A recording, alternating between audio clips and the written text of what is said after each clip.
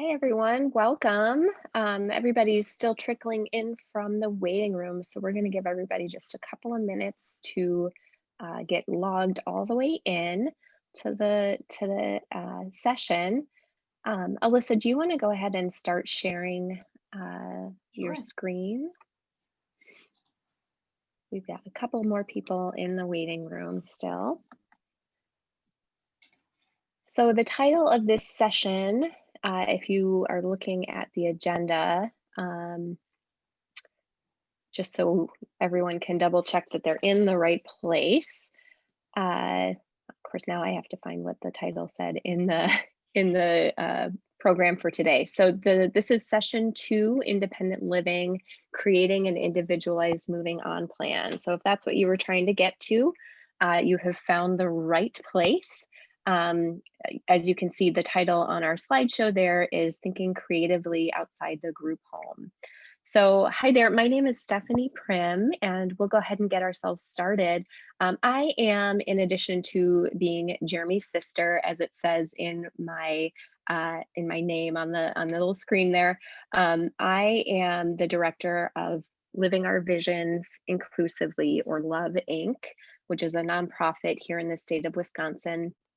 And we support adults with developmental disabilities and their families to create the best possible lives for one another.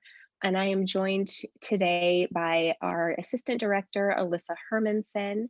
And then we have 3 panelists that you'll be introduced to in a little bit here, Emily, Jeremy, and Dee.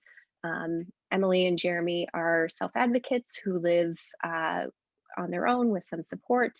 And Dee is the parent of a self-advocate who also lives with some supports and all 3 live in the Madison area.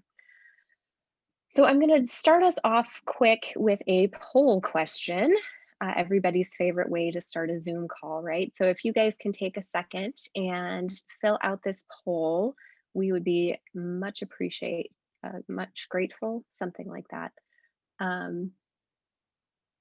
We'll give everybody a minute to complete this poll. So we're just curious about what options are available in the community you live in for people with disabilities. So while people are doing that, I would love also to see in the chat if folks want to list off where you guys are from. If you just want to pop in on the chat box over there where you're joining us from today. It would be helpful to see how far. We got Milwaukee, Green Bay, North Carolina. Welcome, Latarsha from North Carolina. All right. Cable, Wisconsin, Fond du Lac. Oh, we got all over, lots of Milwaukee. I'd love to see that. We're just going to give everybody another minute here on this poll question because it looks like about half of you have participated. And then we'll take a look at that poll. Alyssa, if you want to go to the next slide, I think just says poll question anyway. Hi, Zach from Madison, Wisconsin. I see you there. Merrimack, Wisconsin. We got Medford. Is that Wisconsin or is that Medford, Connecticut? Is there a Medford, Wisconsin? I really don't know. I think there is. You think so, Jeremy? I actually know that Alex's sister lives there.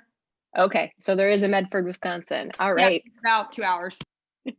I knew one of my co-hosts would have an answer for that question somehow. So, well, welcome everybody, and we're so glad you could join us and participate. So I'm going to go ahead and end the poll now, and we can all take a look at. There we go, the poll results. Thanks, Alyssa. So it looks like in your communities around the state, in about 3/4 of your communities, there are nursing homes. There are also community-based residential facilities. Looks like in almost 85% of the respondents were talking about adult family homes, 75% group homes. And then for having 24/7 support at home, just under half live-in supports at home, around 65%. Some of you who've been around for a while might recognize that some of these terms mean slightly the same thing. So we're actually going to get into the definitions of these different terms. On-call support at home, just under half of you are aware of that. Technology, about half of you, and affordable housing, about half of you. So thanks again for participating in the poll. I think it's really helpful just to kind of get a sense of where everybody's coming from, what everybody's aware of in their community. So if we can go to the next slide, I'm going to stop sharing the poll.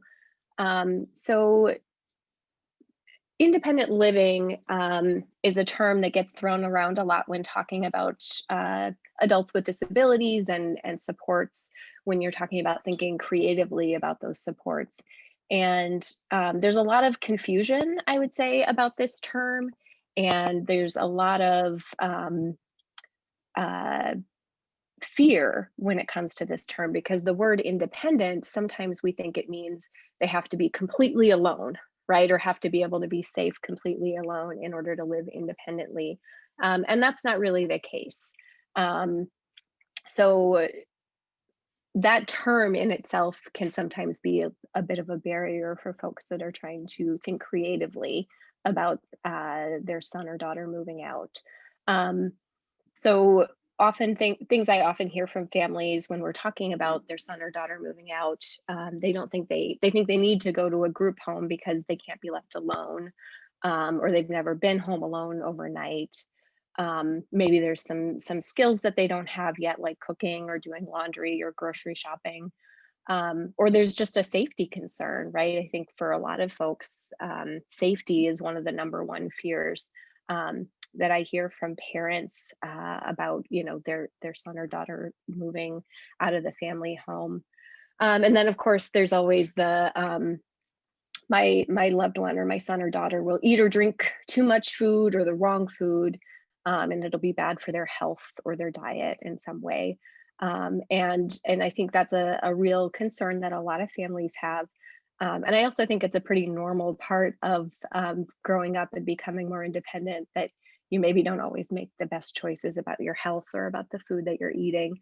I don't know if any of you can think back to when you were 18, 19, 20, or even 25 and say for sure that you were always eating and drinking the right amounts of things, getting all the vegetables you were supposed to.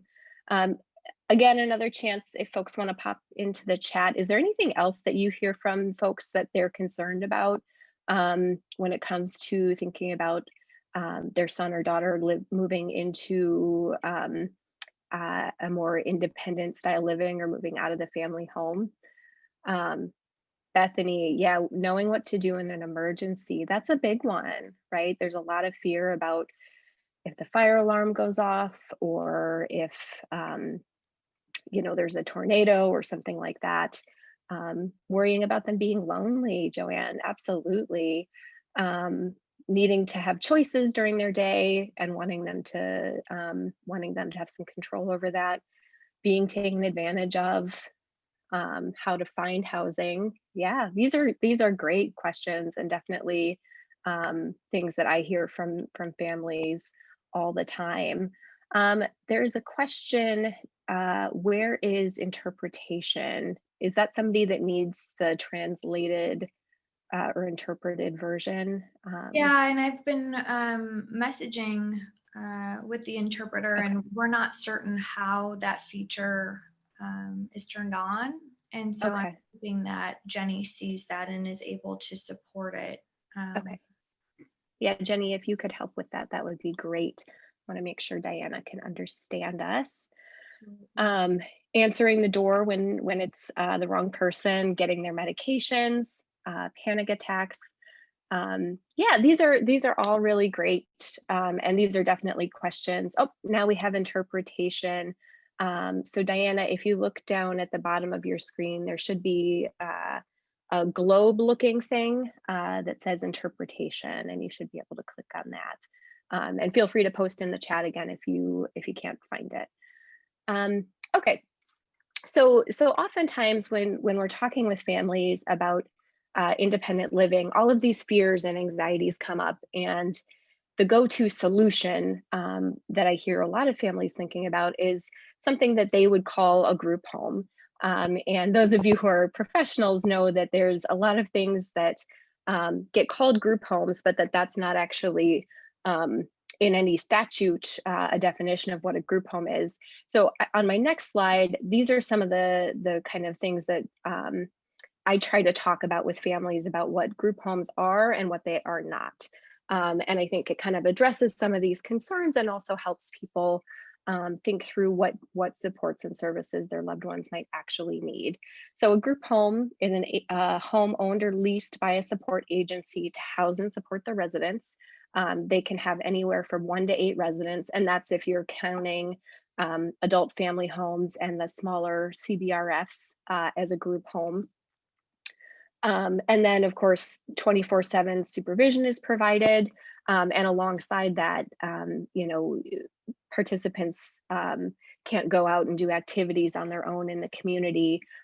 Maybe they're going to work and they have job coaches, or, you know, they have day programming, but they're not able to go to the store on their own or build on their independent skills like that within this group home model, typically. And then there's also a cost share, which limits their spending money when they're in one of these types of living options. A group home is not a place where there's a lot of privacy or independence.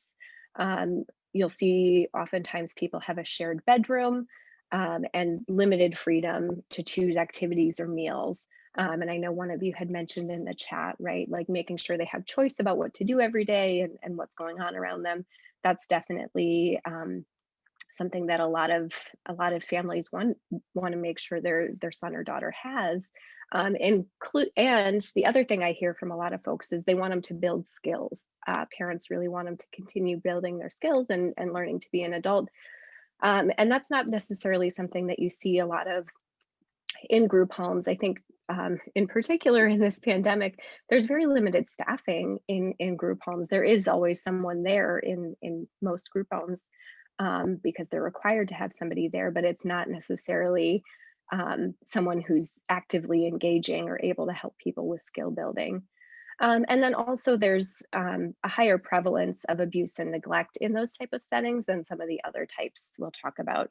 So on my next slide, Alyssa, if you want to move me along. Whoops, that's backwards, forwards. There we go. So I like to do this visual for folks. And I think it really helps people to kind of understand. So there's this group home model, which again is these licensed or regulated settings.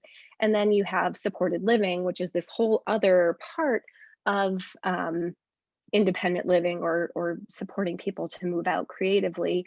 And that can take place anywhere.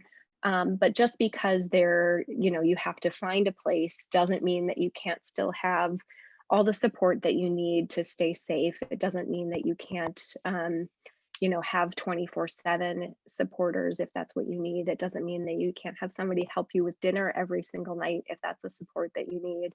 And so to think about, supported living as kind of a very flexible model that can work for a lot of different people with a lot of different needs. And then I just want to touch quickly on this next slide, and then I am going to keep us moving into our panel because I know they'll be way more interesting than I am. But the supported living model, so one of the things that's really great about it is that the individual has choice over where they live. They can't necessarily live in any place in the world, right? There's cost is still going to be a barrier for some to rent or purchase a home to live in. You also get to choose your own support staff, and that could mean hiring an agency to help you find staff. It could also mean hiring your own staff directly. And you can also, if you don't like the support that you're getting, you can make a change without having to leave your home, right? So you don't have to move in order to get access to different caregivers, which is kind of another one of the drawbacks in the group home type setting. You can also get a lot more individualized support and be able to have a lot more independence and control over your home and your schedule. And the support can be designed to meet your needs. So that's everything from 24/7 staff to just a couple hours a week, or even, you know, in some settings, there are individuals who might only be supported by their family to live in an apartment. Maybe their parents come over every day or every couple of days to help them with a few things. You also get to have choice about your roommate, whether or not you have one, if you can afford to live with a roommate, or who they are. If you do choose to have a roommate, you can also change roommates over time, but feel like you have some control over that process. And then the other thing, living in a community, living in an apartment or other type of housing, you're surrounded by neighbors, and neighbors are a great thing as far as safety, actually, because they look out for each other, right? Sometimes neighbors become friends, or supporters even. And some neighbors, of course, like with all of us, become nuisances. So we definitely are open to the possibility that all types of neighbors exist out there. And for the most part, like with any of us, we have positive experiences with the people who live around us. Anything that I'm missing in the chat, Alyssa, that were questions that I should come back to? Okay, great. And so then the last slide I have here is just a visual representation of some of what I'm talking about. So on the left side there, you'll see the regulated settings. So those are things that are institutions and group homes, that you might hear them called. And then on the right side, it goes through different types of supported living setups and what those look like. And one thing I just want to clarify, right, is that in supported living, you can have as much support as you need, and as much support as some of these more regulated settings might offer as kind of a built-in thing.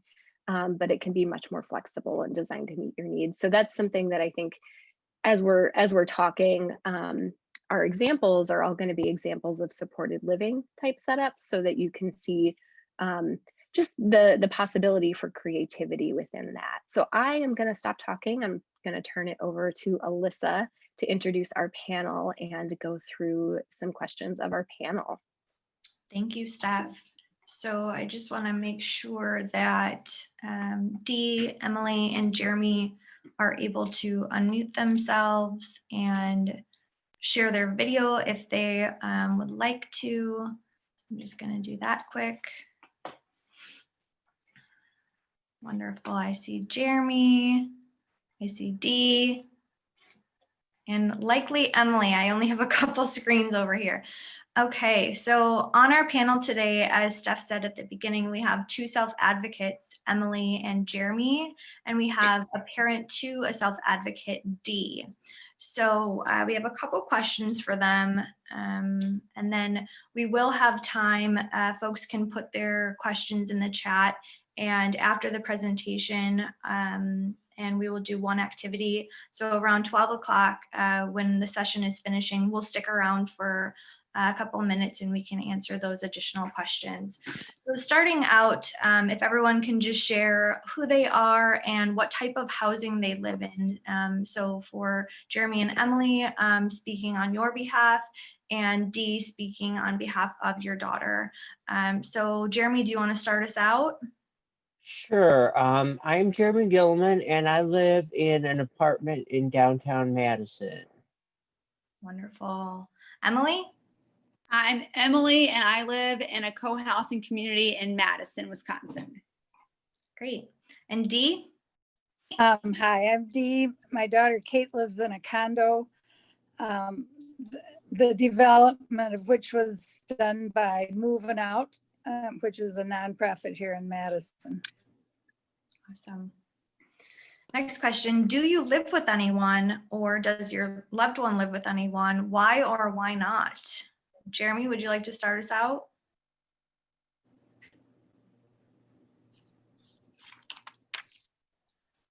Anyone, because I live in a small 1-bedroom, and they don't,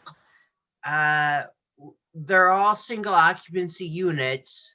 And on a pragmatic level, María, por favor, ahora ya me debería escuchar. Confírmeme que me está escuchando. Ok, perfecto. Al fin. Entonces no sabría yo si lo podría hacer bien con un compañero de habitación ahora mismo. ¿Y eso está bien? Emily? A mí no me gusta vivir sola, entonces yo he estado viviendo con la misma persona y el mismo compañero, el mismo lugar durante 5 años. He vivido independiente de mis padres durante 12 años ya. ¿Y Di? Kate has a roommate theoretically, but since July and COVID, the roommate has been living in Seattle with her stepmother. And Kate, they're great roommates. They're a whole lot alike, and it's been a good combination. But Kate seems to like living by herself too. So we'll see how this develops. But we may have to look for a new roommate soon, which is always a concern. Yeah, That's all. thank you. So before the pandemic, if you can just share what a typical day or week looked like for you or your loved one. Jeremy? Okay. I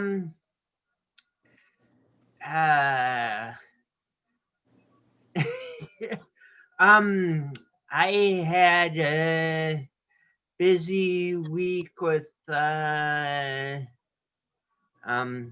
trying to think. It's a little complicated because pre-pandemic I was also without some of the supports that I have now that are not necessarily started because of the pandemic, just happened to be that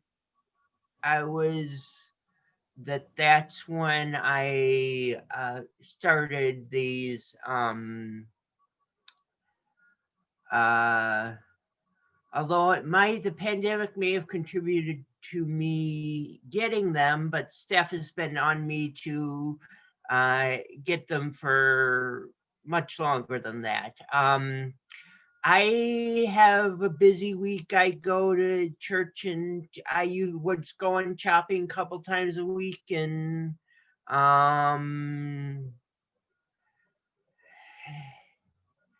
yeah,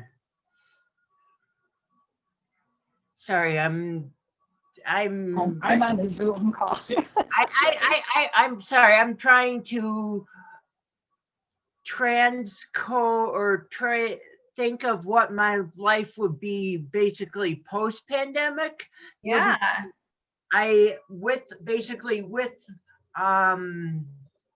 With these supports, but also all the A other. ver, ahora María, ya estoy aquí otra vez. So that's why I'm kind of. Por eso es por lo que estoy un poco, vague, 'cause es un poco vago. Yeah. Thank you for sharing. And Gracias por compartirlo, y creo que la siguiente pregunta va a hablar sobre las cosas de las que estabas intentando comentar. Emily, si quieres compartir. Un día típico para mí sería agarrar el autobús para ir a trabajar. Trabajo 3 días a la semana, 5 horas cada día. Son 15 horas a la semana. Voy a Zumba, cabalgo, y también, pero junto con Love Inc. También hago actividades como un grupo de juegos que nos juntamos una vez a la semana, al mes en la biblioteca. Estamos ahí en la comunidad, no solo para las personas que están en el grupo. Yo también puedo coger un autobús o un taxi para estas actividades, y todas las hago con amigos, como ir a las películas o al boliche. No sé si se ha quedado congelado. I'm here. Okay. I'm back. What did a typical day look I'm like? at my ¿Cómo es un día típico para ti? I'm at my daughter's condo right now, and I just had to let the furnace repair guy in. Estaba aquí con mi hija y he tenido que visitar la estufa. Ella va a agarrar el autobús para ir a trabajar por la mañana y va a trabajar al centro de mayores. They've had to discontinue that due to COVID. Pero tuvimos que dejar de hacer eso durante el coronavirus. She went to play cards with a friend she met through Love Dane, Love Inc. Another afternoon, she went to a coffee shop to play games. She and I go to a health club, went to a health club one afternoon a week. She has support, and so there was something nearly every afternoon. For support, she has come-in staff in the morning to help her get ready to go, and in the evening to help her with supper and get ready for bed and do some cleaning and laundry and so forth. Her weekends she spent alternately with me and her father. Actually, she spends every Sunday afternoon with her father. Now during COVID, we're spending a lot more time together. I would say weekends were the sort of the weakness with staffing to support her to do things, but she kept really busy and she liked it. Now she's taking a lot of naps. Who doesn't love a good nap? Well, she must. Yeah. All right. So do you use any paid or unpaid supports, and what do those supports help you with? So Jeremy, do you want to talk on some of those new supports that you've brought into your life? I just started kind of May or June, I think, actually I think it was April with Iris, and as of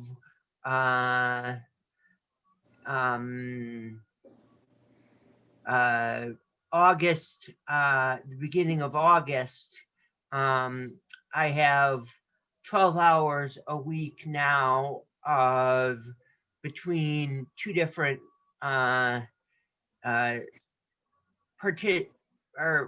self-hired staff people with the support of my broker, which is also through Iris.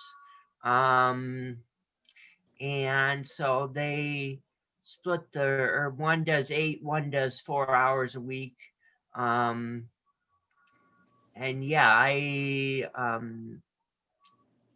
they take me grocery shopping, which I was doing with my dad or more recently on my own, and take me other places if I need to. They both have vehicles and are willing to drive me places if I want to go somewhere that is and I don't want to take paratransit or Metro Plus, which was my kind of go-to in pre-pandemic times. Yeah. Wonderful, thank you. Emily? So first off, I want to share that I'm not taking the bus at all during the pandemic. I do take a taxi occasionally for a big grocery shopping. So typical, sorry, wrong one. Yes, I do have support through Iris funding. I get services through the Division of Vocational Rehab, and I have a job coach with that. I am part of Love Inc. and have regular support and a bridge builder through the organization. I also have a psychiatrist, a psychologist, and a speech therapist. My speech therapist is teaching me skills to work on anxiety when entering conversations. The main way of doing this is to work on short-term memory and conversational social skills, doing a variety of different exercises. Lastly, I see my mom at least once every 2 weeks and talk to her multiple times a week or a day on the phone. My mom lives very close to me, about a 15-minute drive. And my mom is my representative payee for my Social Security benefits. Iris funding pays for my participation in the Bridge Builder project, public transportation, and for my speech therapy sessions through Community Solutions. Great, thank you, Emily. You're welcome. How about for Kate? Yes, Kate has paid support. She has residential support services through an agency called Options in Community Living. And they provide the come-in support in the morning and the evening. And they also do a good deal of the case or care management.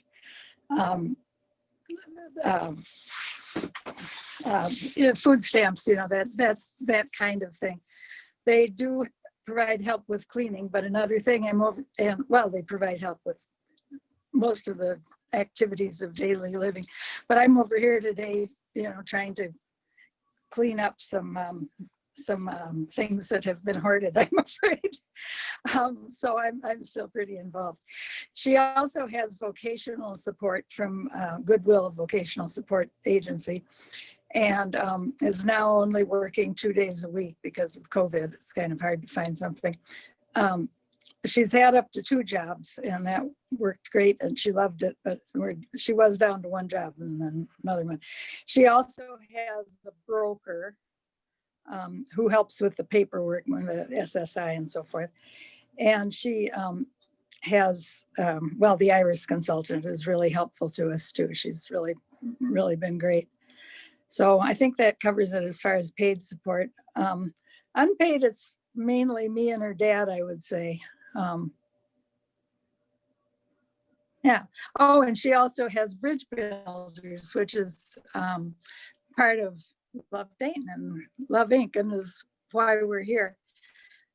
That's and Jeremy and Emily are both in that now too, I think. And that helps people get connected in the community. Like Kate has met several friends through that. She goes to church weekly, which was arranged by Love, and which worked much better than having me try to get her integrated in some kind of community setting. In general, it just works better that way. Bridge Builders has been a really terrific program they might hear more about.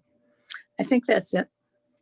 Thank you, Dee. Yeah, one of our bridge builders and 2 of our bridge builder members are doing a presentation tomorrow, I believe at this same time tomorrow. So if you're interested, you could tune into that. Final question, words of wisdom about living independently. Do you have anything you'd like to share, Jeremy?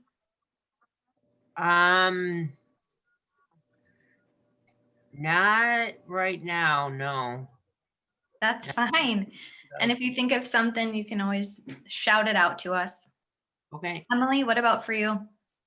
First off, my chat's not working for some reason. Any recommendation? No?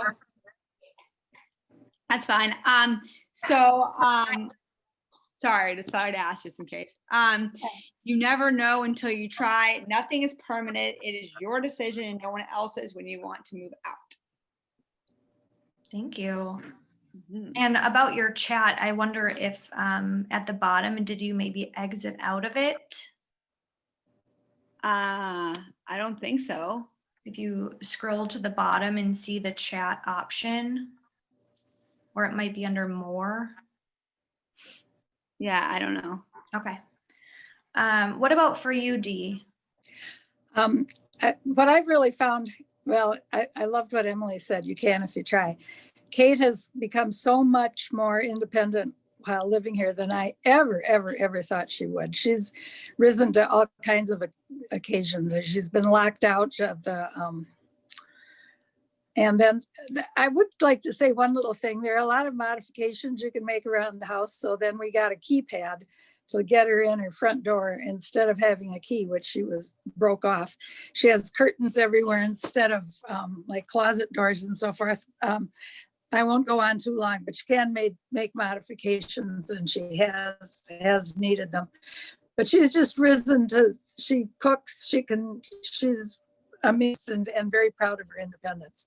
The other thing is about food. It is not ideal. She's overweight, but I'm overweight. You know, so unless it's really a significant problem, it's not too different from probably the majority of the community. I guess that's it. Thank you, Dee. And as I said at the beginning of the panel, if you have any questions that you'd like to ask of the panelists, feel free to put those into the chat, and around 12 o'clock after we do a roommate matching activity, we'll hope to get back to some of those questions with the panelists. So I'm Yeah. going to turn it back over to Steph. Thank you. And there are a couple of questions in the chat that I'll good. go ahead and address. Not necessarily for the panelists, but if you do have questions for the panelists, you can go ahead and put them in. We have a few minutes now where we could actually answer them as well. But Sherilyn, how you asked, is Love Inc. primarily in Madison? So the Bridge Builder program that that folks were just talking about a little bit ago is based in Madison or in the Dane County area. However, we do have a lot of other supports and services that we offer around the state. So we offer support through, we have a couple of workshops that help with future planning. So whether you're wanting to make a real concrete plan around moving out, we can do that wherever in the state you happen to be. We also offer workshops for families who are thinking about what happens when I'm gone, and kind of supporting their family and their son or daughter through that process. And so those are some options. During the pandemic, we are offering a lot of virtual services that are available anywhere in the state. And those are, we're calling that our virtual distraction series. And so that's something that if you have folks who are looking to connect or stay busy during the pandemic, we definitely are having a lot of fun on Zoom. I think Emily can attest to that. She's on something almost every day of the week, I bet. So yeah, so those are some of the things that our folks can access. Our website has a lot of information about that. And then I did want to say, so the session tomorrow, if folks do want to learn more about Bridge Builder, it's session 19, and it's called Building Long-Lasting Community Connections. And it's from 10:45 to 11:45 tomorrow at this same conference. And then Nancy and Savannah, you asked about, you have My Choice, which I think must be your family care MCO. Should they be helping us find supported living arrangements instead of group homes? So that is absolutely something you can ask your care team at My Choice. They may be able to refer you to an agency that can help with housing counseling to find the actual home. And then they should definitely be able to refer you to a supported living agency if you want to have an agency help you find caregivers or help you figure out how to hire your own caregivers through self-directed services. So if you have more questions about that, of course, feel free to reach out to us. We can definitely help you navigate that process a little bit. So thank you for the questions. There's a question. Oh, are there any planned expansions for moving out in Waukesha County? So Waukesha County for Moving Out is the organization that develops housing for people with disabilities. And I know they've been looking at Waukesha County, and I believe their director, Catherine, is presenting with the during the conference today. So take a look for her session. Maybe Alyssa can pull up the number for you. That would be a great question to ask Catherine. Are virtual distractions available if you are outside of the state? Latarsha, you were from one of the Carolinas, I think you said. So yes, if you are interested, you can go ahead and reach out to us and we can chat about that.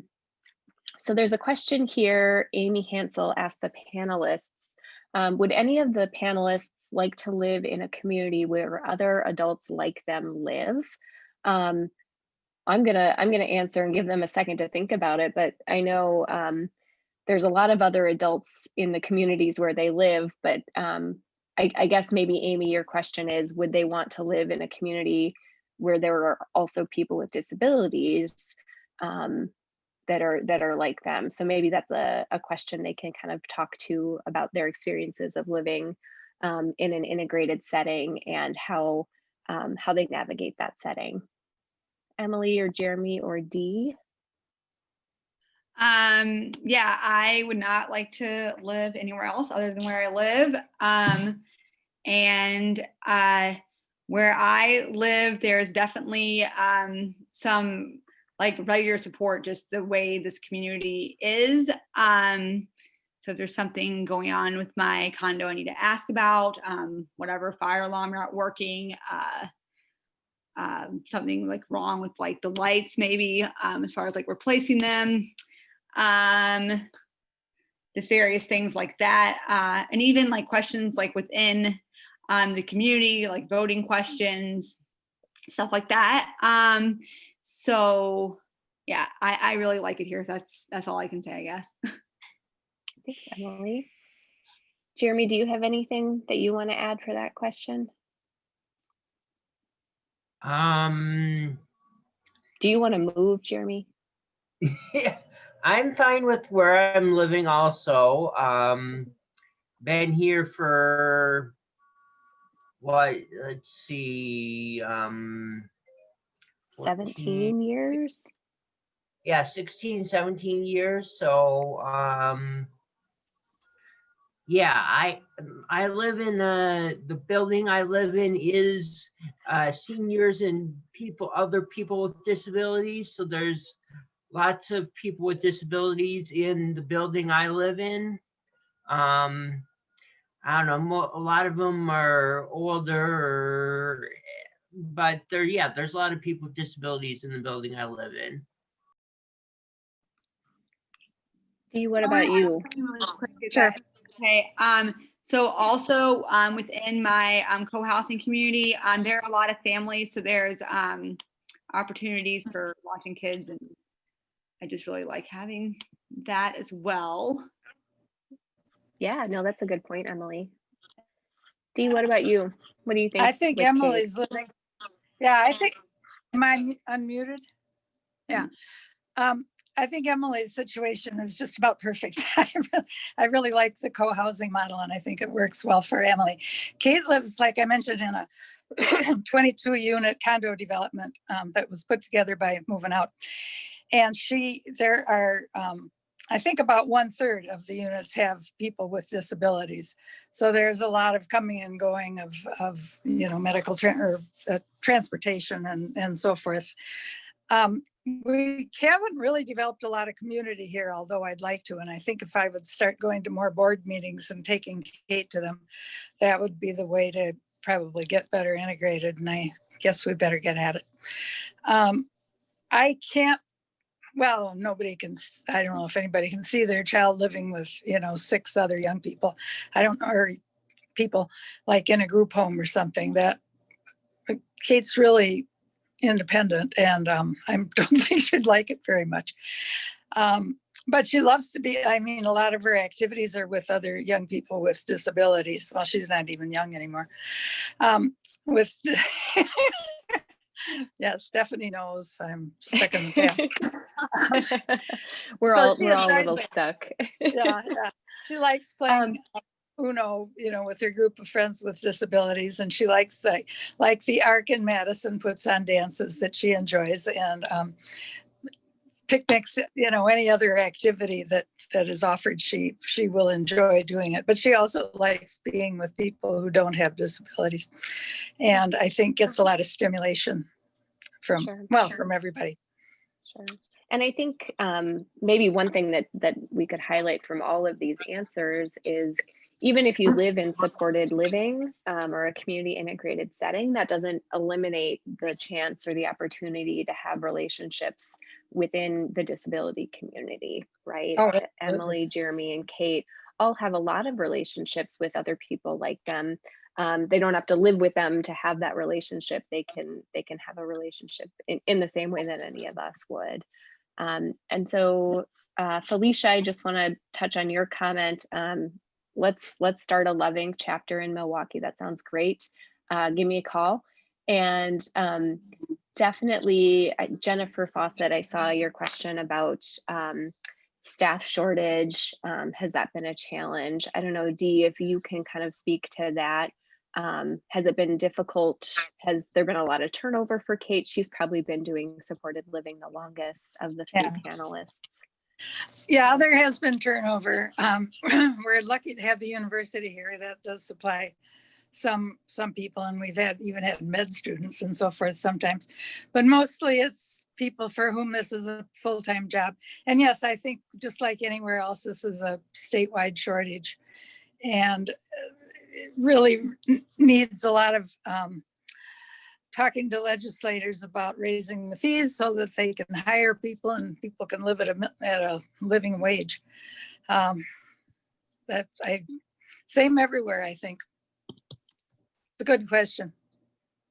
Yeah, So absolutely. I just wanted to say that for this co-housing community where I live, so like we're definitely open to anyone living here, but we're not like for people with disabilities.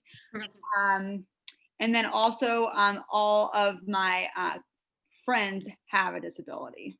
Stephanie kind of said that, but Yeah, and I do. So there's over in the chat where there's a little bit of a conversation too about, does supported living work for people who have higher needs or have a more significant disability? And obviously, of course, today for a presentation and this panel, we selected folks who were able to communicate verbally to talk about their experiences to give you guys that sort of experience. But I think Jeremy, Emily, and Dee and Kate have all experienced a lot of people with disabilities with much higher support needs living in supported living. I know, Emily, you have a former neighbor who was in a wheelchair and needed staff 24/7, but he was able to live with supported living for many, many years very successfully. And also a roommate who had 24/7 support, right, Emily? yes. Mhm. Yeah, so Yeah. there definitely are stories like that, and if folks are interested in learning more about what that might look like, please definitely reach out because we would love to talk to you more about that. Kate Street has an apartment building across the street too that is mixed disability and non. And some of the people there were among the first that were, sprung from the state institutions when deinstitutionalization began. And some have very significant disabilities and have just developed beyond anyone's wildest dreams. And but are still completely dependent on having support, but they're in the community. We're very fortunate that Dane County has really put a lot of effort into building a system. And it's all, I think, because of pressure from parents. So don't be shy. Get out there. Dee among them, for sure. Okay, so Cheryl, I see your question about the co-living condos. The term is actually co-housing, and that's like the place where Emily lives. But co-housing is a condominium development where people have agreed that they'll share some common space and some common management.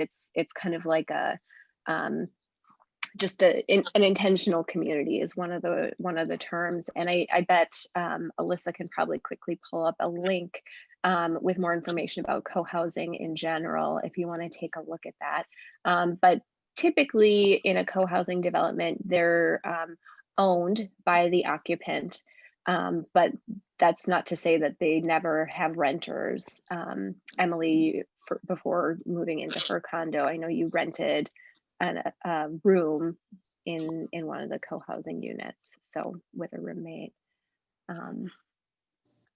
So anything else you want to say about co-housing, Emily? Any plug for that? Not really. I mean, I guess I could say that we do have our 2 condo buildings, and we do also have I think it's 4 houses as well. And I guess, I mean, that's not super relevant, I guess, but it does kind of like speak to like diversity somewhat, I guess, because different kind of people live in houses and wanting to live in a condo. And I guess also I would say that the majority of the people that live here are like retired professors or people that were like, or I mean, just people that are retired, I guess I should say. So there's the few families, but as far as like college students living here or anything like that, that is not something that happens. Thanks, Emily. Yeah. And Alyssa did put in the chat, if you're interested in learning more about co-housing in general, there's a link there for you, Cheryl. So we're going to transition quick to do a little bit of a roommate activity. So in our materials, we had posted just this really quick little roommate preferences page worksheet for folks to fill out. And you can either fill it out or just take a look at it, but we're interested in the chat if folks take a look at that and think about which things are most important to you when you're thinking about who you might want for a roommate. If you don't want to have a roommate, that's fine too. But I thought as kind of something just silly while people are looking at that sheet and posting about it in the chat. Jeremy, I thought you and I could talk a little bit about between the two of us, whether or not we would be a roommate match. So Jeremy and I are actually brother and sister, and we lived together for 17 years. Would you say around that, Jeremy? Oh, where'd he go? Yeah, probably more like 18 or 19, but. Oh yeah, well, no, because well, anyway, we lived together for a long time, but it's been. I lived with the 19, but you were, so yeah, I would have been 17. years. Mm-hmm. So we lived together for a long time, but it was also a long time ago. We're not going to tell them how long ago it was. Don't give away my age, buddy. But let's see. Let's just look at this this roommate activity. Can you see what Alyssa has posted? We can take a look at this and say, like, okay, which of us is the messy one and which of us is the clean one? I'm probably the messy one. Yeah, you can just tell from our Zoom backgrounds, right? Which one of us is messy. Jeremy, do you like cats better or dogs better? I'm a dog person. You're a dog person. And see, I have a dog and a cat. So if you don't like cats, I don't know if you would want to come live with me, right? Not that you want to come live with me anyway. Jeremy, do you go to bed early or stay up late? I stay up late. Do you care when your roommate goes to bed?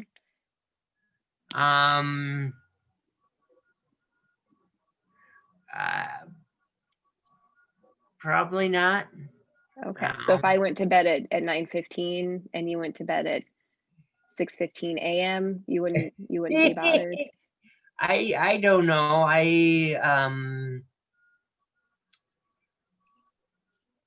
Yeah, I suppose that would be kind of not a good or not horribly fun situation, but again, I don't have a roommate partially because of some of these reasons.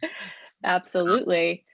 Jeremy, would you say that you prefer to be alone or you like being with other people?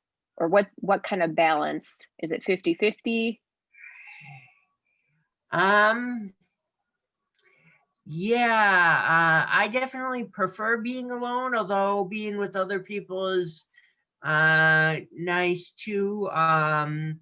Probably somewhere between like 60-40 and 75-25. Okay. But yeah, I if I have a choice between being alone and I would choose being alone more. Okay. Jeremy, I know a lot of parents worry that their son or daughter is going to feel lonely if they live alone. Do you think there were times in the years that you've been living alone where you've really felt lonely, and what did you do when you got those feelings? Definitely there have been times where I felt very alone. But that's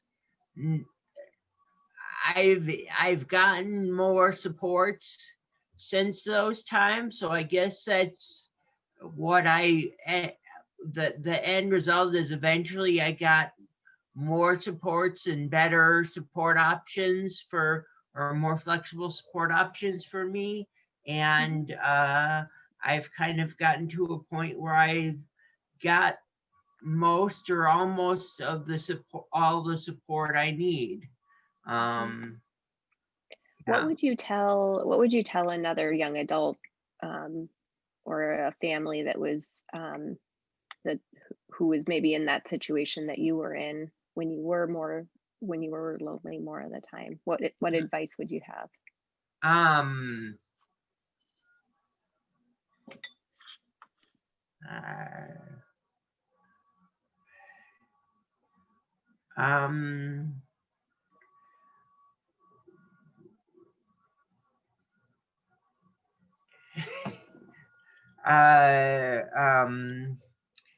mean, it's not it's good to call and or Zoom or video chat, you know, can be helpful. And you know, I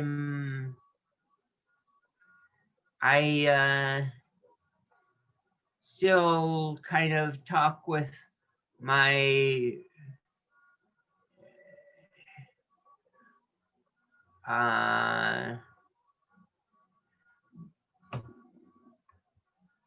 me personally, I still talk with my mom usually at least once a day, sometimes multiple, sometimes way too many for her taste, but I'm trying to kind of limit that, just so I'm not, just because I'm inclined to lean on that pretty heavily. So, and I apologize if what I'm saying is not very helpful. Yeah, No, I think it's really helpful, Jeremy, to remember that, you know, just because somebody is living on their own doesn't mean they can't still be pretty actively in communication with their family, right? yeah, And I whatever. mean, my mom lives, you know, probably 2,500 miles away in Idaho. And I am in regular communication with her, video chat periodically, and yeah, so I've been seeing Steph now more virtually than than much more often than I ever was seeing her physically. And even though we live in the, not that I'm not being trying to be critical, I'm just yeah, but But I always answer when you call, don't I, buddy? Unless yeah, it's after 9 p.m. most of the time, yeah, or you'll call me back, or yeah. Yep. Yeah. Emily, I want to hear from you about the same thing. For the time that you were living completely on your own, were you ever lonely? And how did you handle that? What did you do? So yeah, when I was living on my own here at co-housing, I would, if it wasn't like too late, I would some neighbors I knew were okay with that. I would go see if they wanted to chat for a little while. And maybe we should mention there is another member of Love that was living here before the pandemic. So that's definitely someone I would go talk to. And then I would call my mom. And then I would try and actually prioritize alone time, which I actually have a whole nother presentation on that. Anyway, so I did develop that off of my own experience. I'm trying to see what else would I do.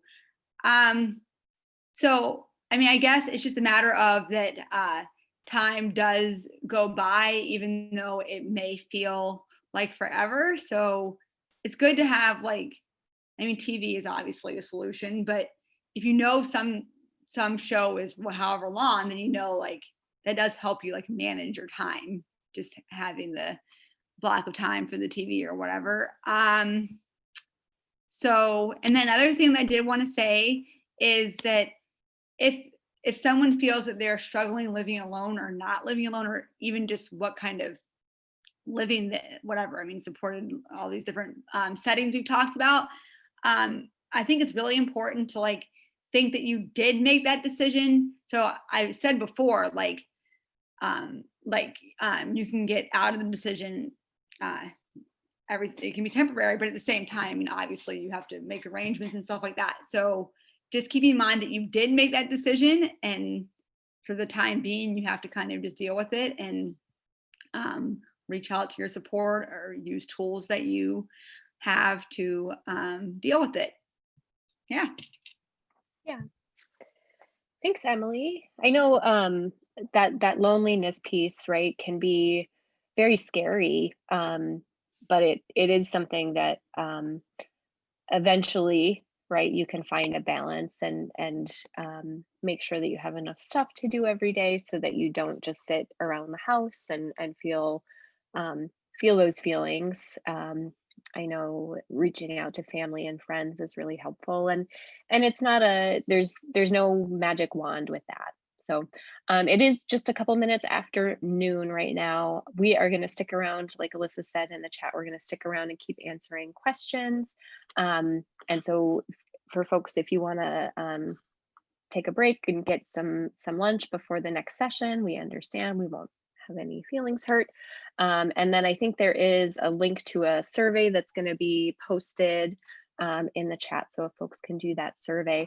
But Alyssa, were there other questions that we missed? I loved seeing everyone's ideas about what was important in a roommate. Good communication, Bethany, that is really critical, and respectful of privacy, right? I think a lot of us, those are pretty commonplace things that people want from a roommate, right? I think likes the home to be warm. I think that's really important to consider, right? Some of us, like me right now, I'm actually a little bit cold. My toes are cold, and I wish I could get up and change the temperature on my thermostat. But somebody who goes to bed early, maybe if you're someone who noises in the night can really be bothersome too, that's really important to be aware of. Dee, I wonder if you have any learnings from Kate's roommates over the years, or any insight to impart.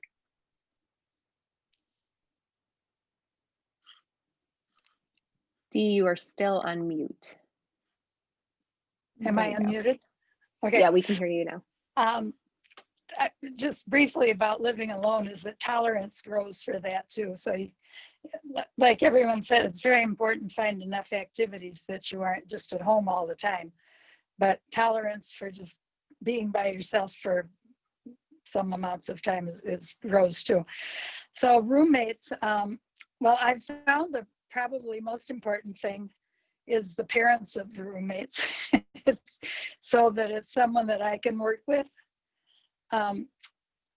Kate has had a roommate where there was no parent or guardian that I got to know. Well, I sort of got to know the guardian of one, but where there was really no parent involved. And I would say that was harder, but certainly not, I wouldn't say never do that again because of that. But I do find it quite wonderful to have parents that have the same values that I do. Kate can be manipulated, so she wouldn't complain about that. But in fact, one roommate was manipulating her and getting her to go out and buy Coca-Cola for her. And so we had to manage that. And roommates will have quirks.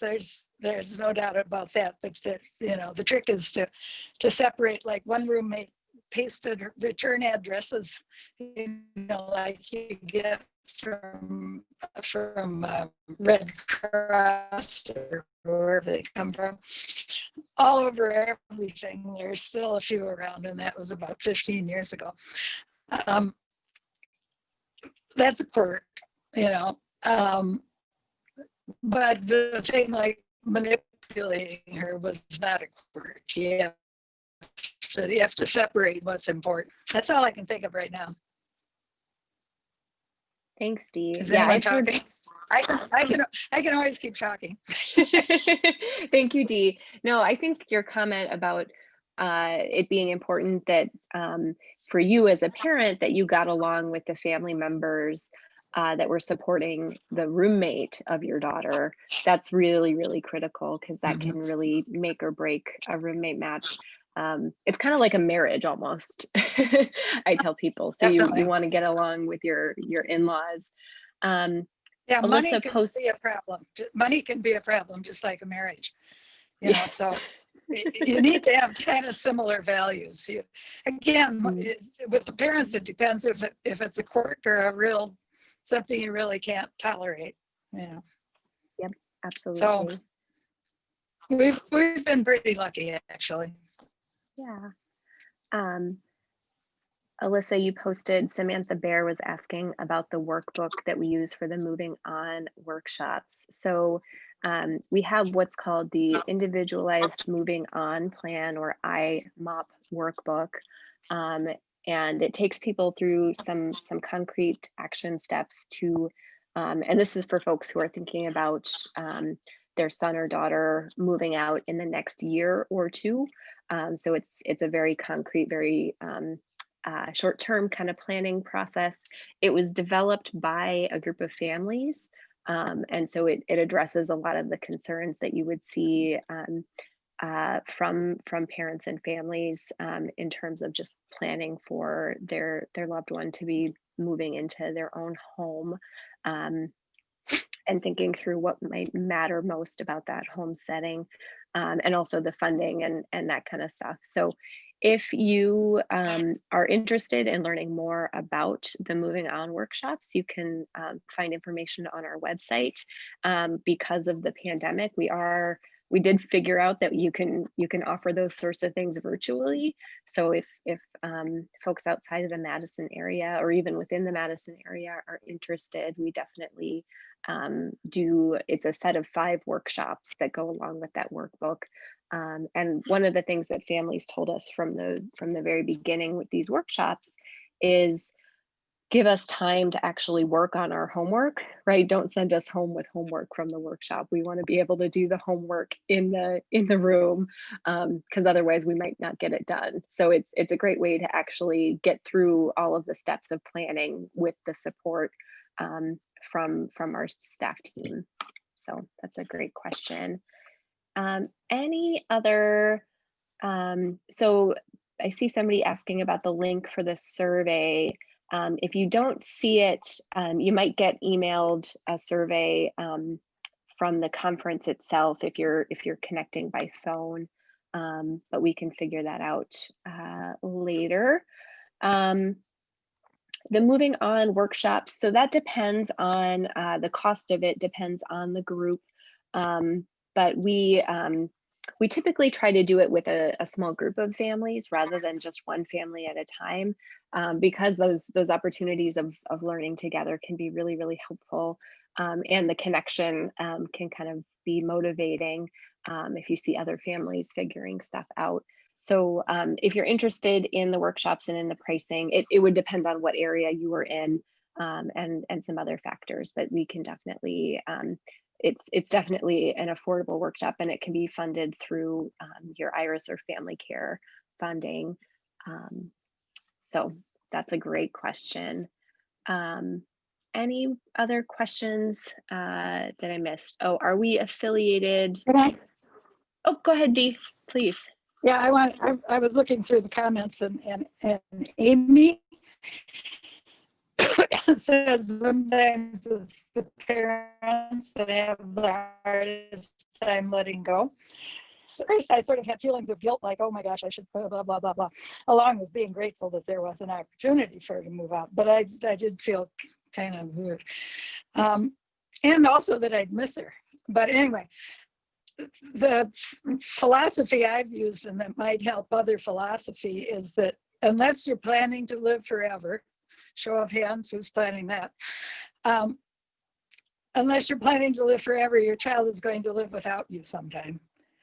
And I've concluded that it's a lot easier to make that transition. And while you're there to set things in place and to operate, to manage the setup, the home, the housing, if possible, who's going to work with your child and all of these things, and to support your child in learning to live independently, while you're still around and can do it. So that just came to mind. Thank you, Dee. I think that's Sure. really helpful for parents to hear. Amy Hansel also asked if we're affiliated with Illinois Love Inc. in Burlington and Waukegan. We are not. We are our own separate organization. So, but yes, that's a great question. Any other questions, Alyssa, that have come up in the chat that we could answer with our last couple of minutes? Not that I have seen. I think we've touched on all of them. I had just made a point to say that the survey isn't for everyone who's joining. It is only for those who need the CRC or CEU credits for joining the session. So that's just something to note. Mm-hmm. Thank you. All right. Well, if we don't have any other questions, oh, I see a couple new chats, but yeah, if we don't have any other questions, we can wrap it up there, let you guys stretch your legs, go get some food before the next session starts. I know there's the Die Hard Awards over lunch. So thank you everyone for joining us today, and I hope you enjoy the rest of the conference. I'm sure all of the sessions they have at the SD conference are always amazing.